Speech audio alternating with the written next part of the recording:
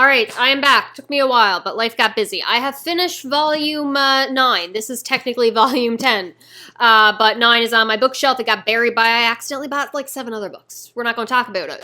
Berserk. Still fantastic. It is still definitely different. I've gotten used to the accompanying magic that we are diving into. It allows us to up the stakes, especially with Griffith's army of absolute monsters.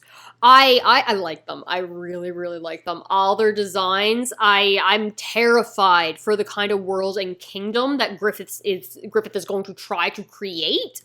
I'm so excited. I am so excited.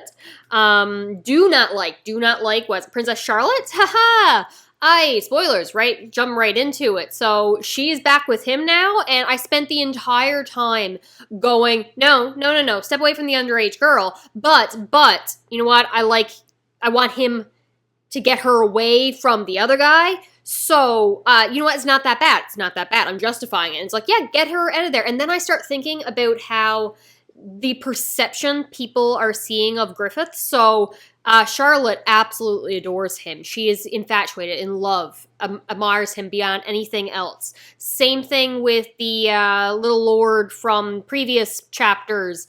He had a dumb name. I did not like his name. What was it? Mule, that's what it was.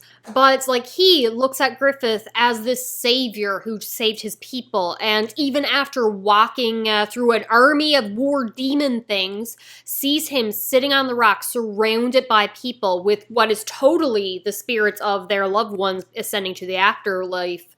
And giving them a moment to say goodbye, to find closure and love. Like, he is depicted by the people as an angel. The prince rescuing the princess from the tower. That's the end of her love story that she is feeling. And everyone thinks he's this angelic figure coming to save them as the world is absolutely going to hell between war and famine and disease.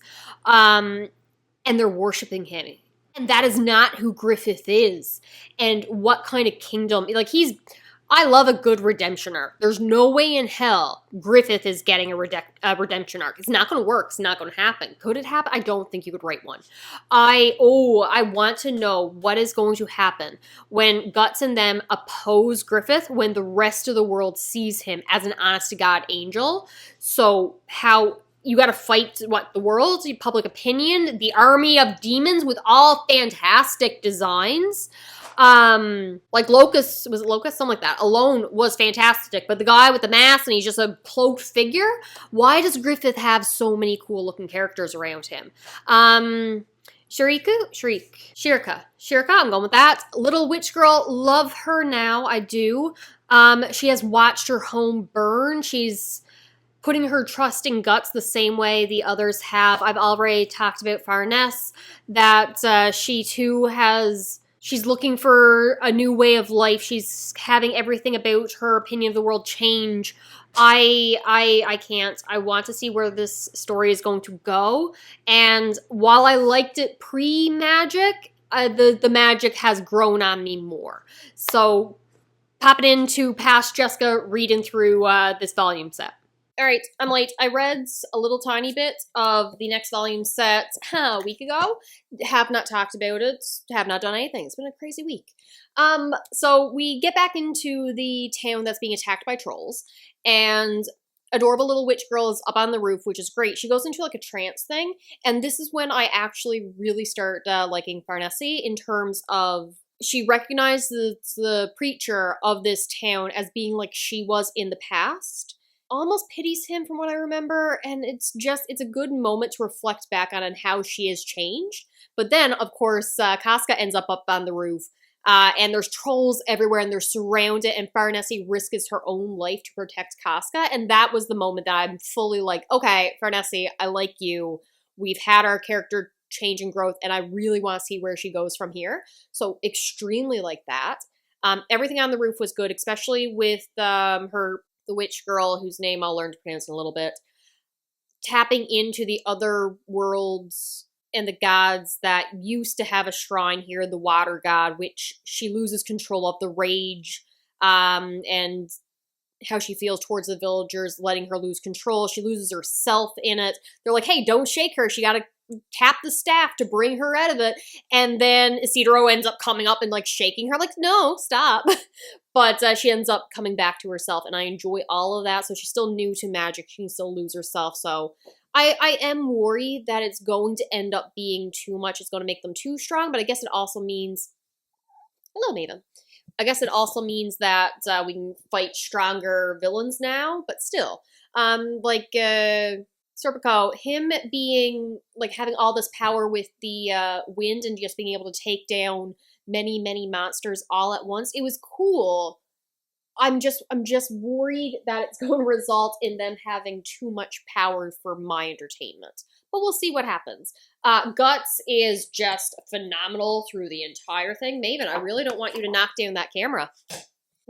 Look at him fighting the trolls. That is ridiculously cool. What is not cool is what they call a kelpie. I love kelpies. And this is a crocodile frog monster abomination, and how dare it have the name of kelpie. What is that? What is that supposed to be? But that is nothing compared to I'm not even describing whatever that's supposed to be that Guts is fighting, just no. But him and Serpico are able to fight it, water comes, washes everyone away, and of course Casca and Farnese fall into the water, and they have now been abducted by trolls, but it's okay because the trolls can't physically touch them because of the silver, something, metal armor that they're wearing. They can't be directly touched. And a bunch of other villagers have also been carried away in the past, so now we have to go save them, and they're going to leave. I'm still picturing this as a Dungeons & Dragons campaign. I need to turn off the camera before the cat knocks it over because you're just balanced on a stack of books right now. All right, gonna just skip over the unnecessary assault scene where all the women from the village are being assaulted in the cave by the trolls and then forced to give birth to, I'm assuming, troll children, or they may have been eaten from the inside out. For all I know, something was shoved in their mouth and they came out through their stomach. Who knows? Skipping over that, Farnese has a wonderful moment where she's traumatized by everything going on. Fair. And she just wants to cower under the covers like she did as a child. And then she sees Casca about to, like, go around the corner. She's like, no, you stay behind me. Pins her to a wall. Her back is to her. And she's like, I feel faint. She just wants to hide, but this girl's warmth on my back won't allow me to do that. I may be incompetent, but she is the first thing ever weaker than me that I have been entrusted with. Her unknowing, uncomprehensive eyes won't permit me to be powerless. This is retribution, or maybe, and then she keeps fighting. She's warding off the trolls with whatever dagger she has, protecting Casca, refusing to back down. Good moment for her. And then Guts is to the rescue because they're about to impale her with a pitchfork-looking thing. And it's like, oh no, the silver armor chainmail is not going to stop that. I'm just going to stick with how dare you. Because, where did I leave at? First of all, I didn't talk about how Isidro had, in the church, like, fallen. The old man saved him. He feels like he's useless, all these powers. He's learning how to fight, and just feeling like he's not good enough. And then Guts trusts him, gives him a bunch of little explosives, because he's really good at throwing rocks, and they explode. And he's trusting him to hold, like, the rear guard kind of thing, protect the other members of the group, and he has that confidence in himself now, and he does wonderful. I looked up how to say the little witch lady's name. It sounds like shriek in English, but schierke in German, so I'm going with that one. I'm going with that. I love her. She's wonderful. She summons the god of sort of darkness. Hey, you look in the darkness, it looks at you, that's scary, you can be possessed, but it's a rot god and is killing all the goblins. Isidro coming up strong, like, fantastic, holding his own and fighting the trolls with his own two hands at points. Farnese is protecting Casca with everything she's got, saying, you're going to be my redemption. The person who I oppressed in the past is the reason now I'm becoming a better person. And then the lady from the Five Gods Hand people arises, and she's about like torturing Guts when Skull Knight shows up with a sword made of behemoths. Like, what the hell is that? And Guts ends up slashing her through the stomach and blowing her up, which may be what she wanted. And the Skull Knight guy is calling her, what was it, the whore princess of Uterus C or something. What the heck? Ridiculous. Across the board. The sword of behemoths cuts through the universe and gets Guts to the party who had just gone on without him. He was saying it's so good that he can trust them to take care of themselves and get away so he can let loose, not worry about who's behind them. So very good points there. Schierke's like sealing off the cave, and so nothing can get out because like astral world is colliding with the physical world, and maybe that's going to be Griffith's kingdom. Like, he's combining the two, and he's just going to rule over this new world where the astral world of darkness, which is where they were right now, takes over. Oh my god. So Guts thankfully gets out before it all seals up, and I'm just minding my own business because they're heading back to the town. They're all happy at the cave. Serpico is happy that Farnese is okay because he was injured and couldn't go with them and was trusting Guts to get him back.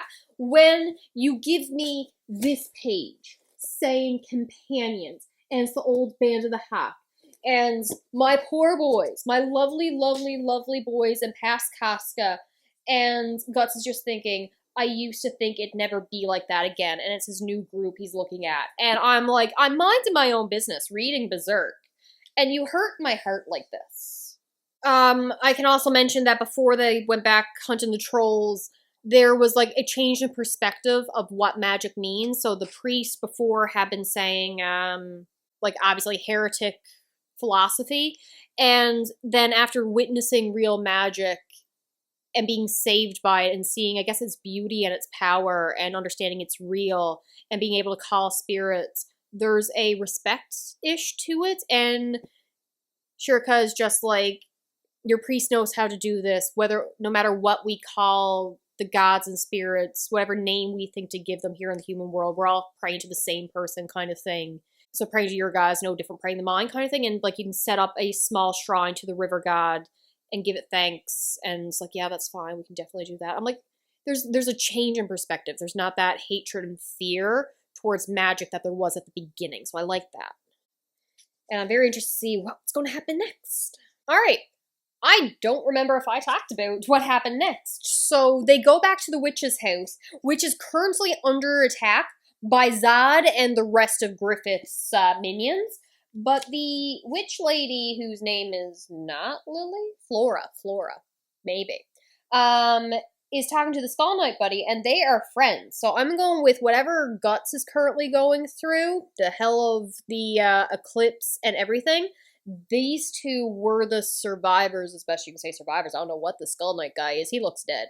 Of whatever happened in the past. Because she said, people may appear to repeat the same mistakes, but karma is by no means a circle. It's indeed a spiral.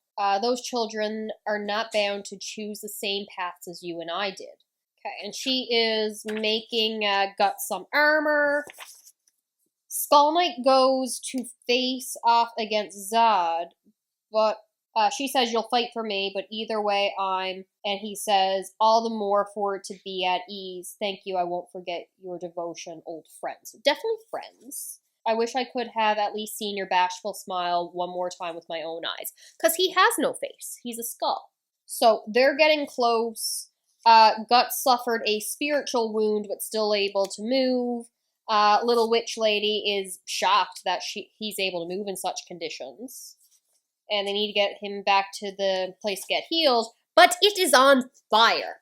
Like, our nice little cottage in the woods is just burning down. So we're off against the Hell Demon people. Guts is cutting them up like nothing.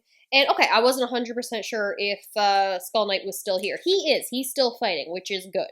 Is it clear that I've had a busy week and have not had time to film? Much time has passed since I read this chapter? Yeah, war demons. Skull Knight is saying he is the one who opposes the 5 angels. They recognize Guts as a sacrifice, and then Zod shows up.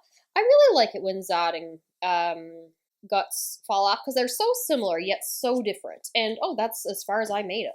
Oh, before I continue on reading, when we were introduced to Zod, he was massive, like ginormous. I just want to point out, Zod is teeny tiny compared to the other ones. That took me by surprise. I'm pretty sure I already knew that, but still massive. I might as well just leave the camera on, because I didn't get a single page before I'm like, oh god, like my heart stopped. So, what's this guy giant's name? Grumbled? I'm gonna call him Grumble, because why not? But Grumble is just like, I didn't feel happy about going after an old lady. It's not very honorable, but to face you, the Black Swordsman, at least this is a worthy fight. And he was going to do it just in the name of the Band of the Hawk to show his loyalty. And Guts is just like, what? He's not hearing anything this man is saying. It's just like, what did he just say? And then it's the black shadow where you just see his eye. The Band of the Hawk. I feel the rage and shock, disbelief of hearing this name again. Guts is going to obliterate him in pure rage. Like, you took that name, the name of our friends, the name of the group you slaughtered, and you give it to these demons and monsters. How dare you? Alright, so Guts getting destroyed. He's got no armor. He's going after a massive guy with Warhammer. Can't land a hit. Ridiculous. But Shrek, something, little witch lady, gets him into the castle while it's burning down, and her master, her teacher, is burning with it, saying, this is just the end, I've outstayed my time, I have to go, you know the consequences of living too long, essentially. I'm just transforming planes anyway, just a different existence. And she's so upset, she'll lose her, but she knows this is what needs to be done, so she gets Guts to the armor that she made and is putting it on him. And I was about to just keep reading, because nothing else has happened. At one point it sounded like Puck was ready to give up. I was like, did we just get out of here? But I think that's a lie, because earlier it's always been like, Guts going up against massive monsters back when the not Kelpie and other weird looking thing was on the go, and everyone was like, he can't fight that, he's only human, and Puck is just there like, no, we've done this before. I love Puck. But the reason I'm filming now is because Buddy just beat down the door, and it's this guy. Look at him, he's back. I'm not sure if he just kind of looks like the one from the God's Hand people, probably just kind of get a similar face to him.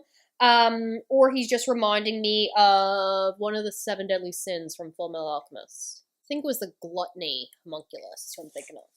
But anyway, Guts got his armor. He is beat to hell. How he's not dead inside his new armor, don't know. We're gonna say magic.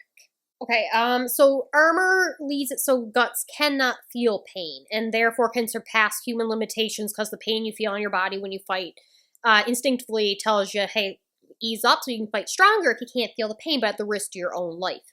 And Skull Knight definitely had this armor in the past, and led him down a path to hell, something like that.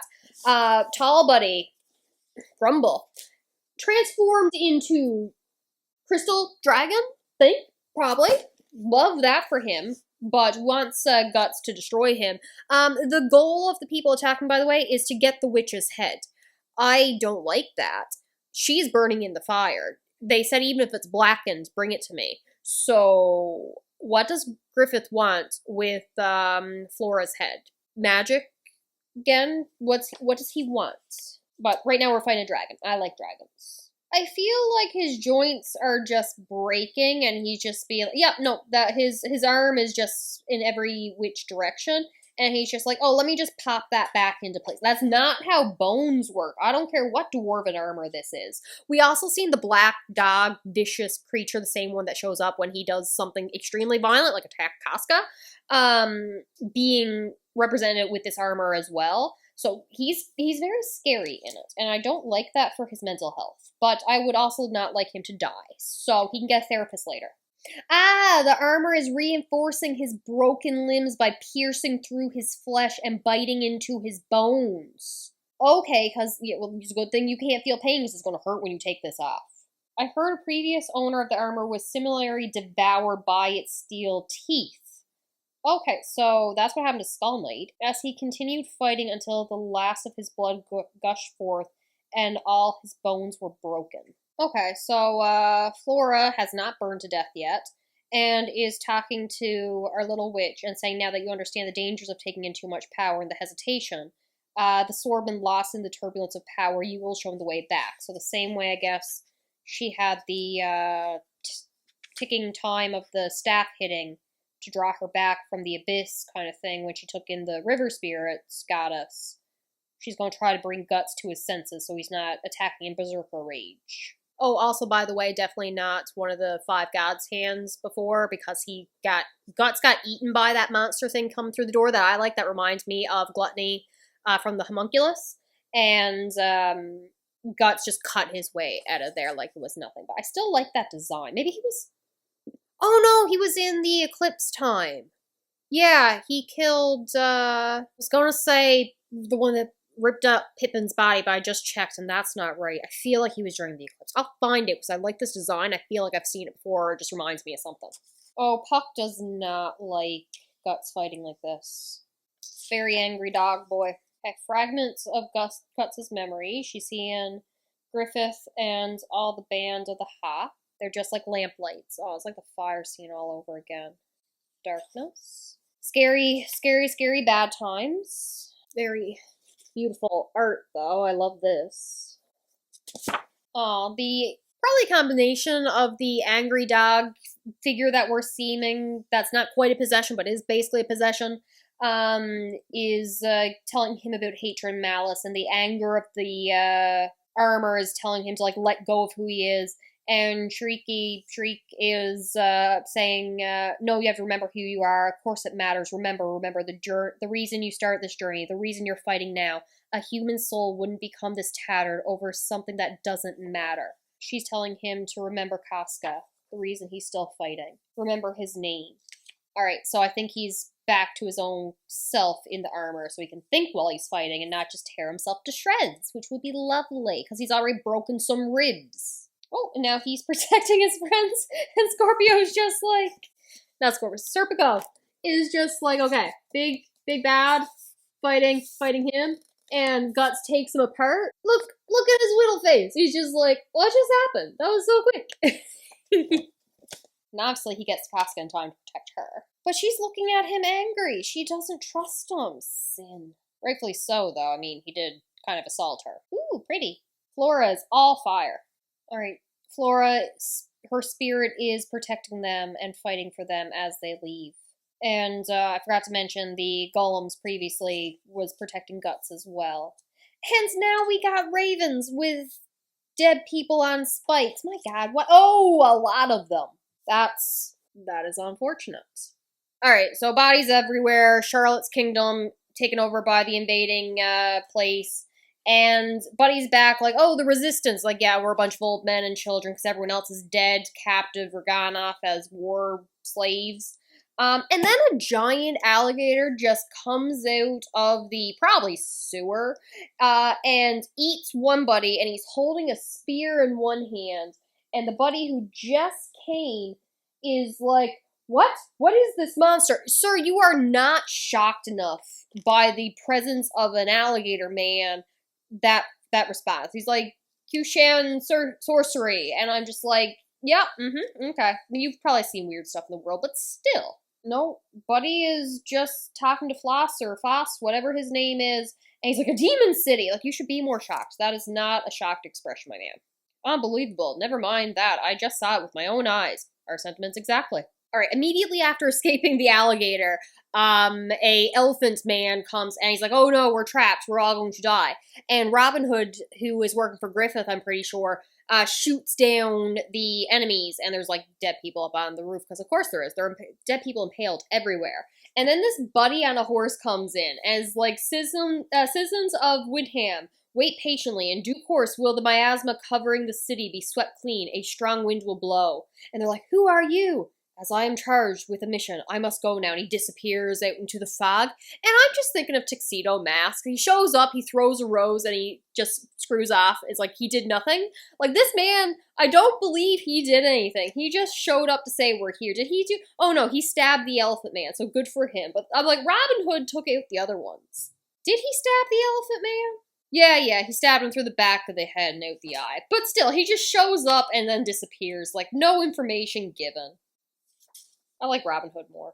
Alright, Buddy, who is trying to regain the honor of his clan, has been put off Griffith's hunting squad, and that's going to be given over to the Royal Army, because Giant Emperor Buddy said so for not being able to catch him, and they are allowed to monitor the Hawk's movement and report in.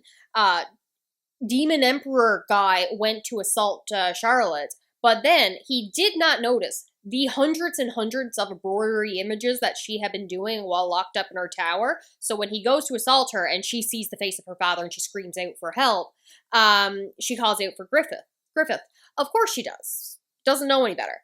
And he's like, oh, she's the Hawk's lover, and finally notices she's been embroidering his face over and over again. He's like, interesting, I might make use of this. And now Buddy, trying to regain his the honor for his clan, is attacked by the guy with the cool mask, Buddy. And he's all, oh, how the Bakira have fallen, and Buddy's spinning his things like Rakshas. I cannot pronounce the guy with the mask. Rakshas? Nope, not even close.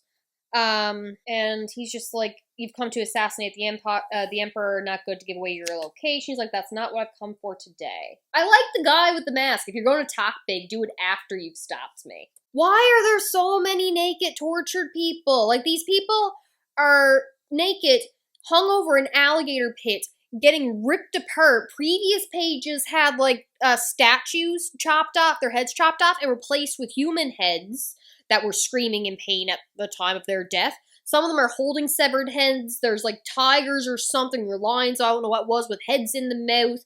They're impaled on every pointy surface. This is a breeding ground for bacteria. You're all going to die from the plague or something else with all the dead bodies just laid around. Alright, man with the cool mask has led the guy looking for honor into a cavern area where you have apostles, I don't know, shooting out miasma or something like that, and if you put a pregnant woman down in there, the child is infused with evil and births a demon child, which they're putting in little cages. And it's very gross, and no one likes it. And the Buddy looking for honor, who I'm soon just going to rename Zuko if I don't learn his name, is going like, the Demon King, what has he done? Does this mean he has opened the gates of hell? What do you think he's doing? Do you see the blood in the streets and the monsters running around the city? Did you think he was a good man? Oh my god. Oh, also the Buddy who I feel bad because he stabbed the elephant in the back of the head and out the eye, and I said I like Robin Hood more. That's Locust. Okay, my bad. I do like him. And he's stabbing a lot of demon-looking things. I don't like this stuff. That is not a design I really like. I really, really, really want to tell Griffith to step away from the probably still, she might not be underage, but she's close enough to it, child. But she's being held captive in a tower and needs to get away from Demon Emperor guy, so I'm actually okay with him whisking her away. She will give him the kingdom he wants. Maybe she can see the truth and get away from him. I don't know. Okay, and Ruth is coming off the building. Emperor Buddy is possibly fire, possibly lightning. Unclear. Place is getting decimated. Ah, damn you, from the sky where fog reaches not, you deceived me, as he realizes the castle's tower's top is gone. And they're just flying in the bed with Griffith up on top. I assume Zod is just carrying the bed. And it's just gone back to sleep like, I'm dreaming, good night, I like her. It's very pretty. It's very pretty. And we have a beach. Oh, we have Isidro running on the beach. And the rest is just standing on the shore. Oh, he grew up in the mountains, so he likes the water. He hasn't seen it. I love the smell of the sea. Adorable. Guts just put, her hat fell off, and Guts put her hat back on, and it's adorable. Alright, so Guts is wearing the armor still, he probably shouldn't do. He can't feel the pain, he's not going to be delayed. They've already been held up. What did he say was held up for a month? Yeah, I've already been laid up for almost a month. We can't waste any more time. So he has been recovering, but I like this. Even the wounds are a lot better thanks to your strong medicine and the bugs. I love it. And the little witch's fairy pixie elf is like, what do you mean bugs, plural? Don't let me in with that chestnut runt. I love it. Oh, don't like the description of him taking that armor off and it ripping up his body. That's not nice. So pretty. Just them enjoying time on the beach. And Little Witch is just thinking about how she doesn't understand how Guts is still alive. His survival is not guaranteed. But he's alive. That's focus on what's in front of you, Little Witch. He's survived everything so far. And he's thinking about how never again he thought he could watch the sunset and be calm. Never again could I sleep the night through. But he is, and that's nice. Now he's got a white streak in his hair. You're not the black swordsman anymore. You're the mostly black swordsman. The slightly white swordsman. Watch his entire head turn white as he gets, like, possessed and loses himself. Okay, so elf, home hard to find. But hopefully, like, a homing beacon or a bird's, Puck might know the way. I like Farnese reminding me, because I gotta be reminded that I like her, about how she was afraid but still protected Casca in the troll cave, using the magic dagger. Whether it was magic or not, unclear. Oh, Little Witch is going to teach Farnese magic? Oh, I love that. I love that. Her going from crazy religious order, heretic burn them at the stake, to learning magic herself? Oh, I love it. I love it. Oh, Serpico is just like Lady Farnese. Witch? What? No. The witch hunter is a witch. I love it. And meanwhile, Skull Knight is standing on a rock with the moon in the background. Did I get a happy ending from a Berserk volume? This is weird.